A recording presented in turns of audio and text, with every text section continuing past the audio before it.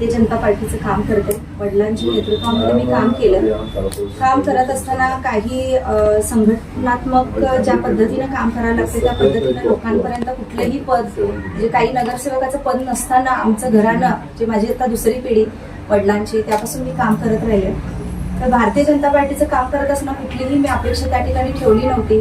का तर एक दिवस आपल्याला ह्या जनतेमध्ये काम करत असताना आपल्याला एक असं नेतृत्व घ्यायचं हातात की त्यामुळं लोकांची काही कामं राहिलेली भागातली ती आपल्याला करता यावी म्हणून. तर त्यासाठी मी 20 वर्ष झाली या संधीची वाट बघत होते. ती संधी आलेली माझी हातातून त्यांनी हिरावून घेतली.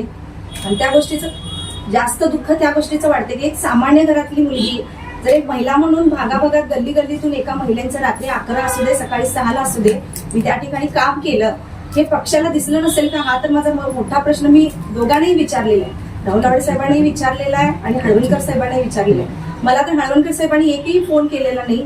एक वडील म्हणून मी त्यांना वडील वाढल्यानंतर मांडलं होतं, साहेब काही असलं तर तुम्ही मला मार्गदर्शन करायचं. साहेबांची मी वाट आतापर्यंत बघत होती की साहेबांनी मला एक कॉल करावा, तर साहेबांनी मला कॉल केलेला नाही.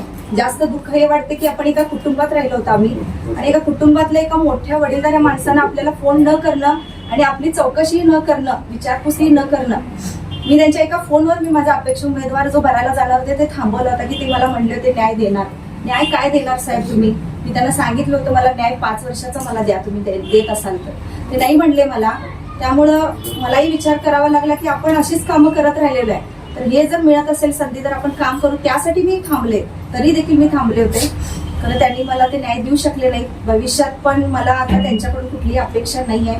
त्यामुळं ह्या ठिकाणी असे चांगले काम करणारे लोक असताना त्यांना पाठिंबा न देणं आणि मी घरात बसणं मला योग्य वाटलं नाही. मला इथं पत्रकारांनाही माहिती आहे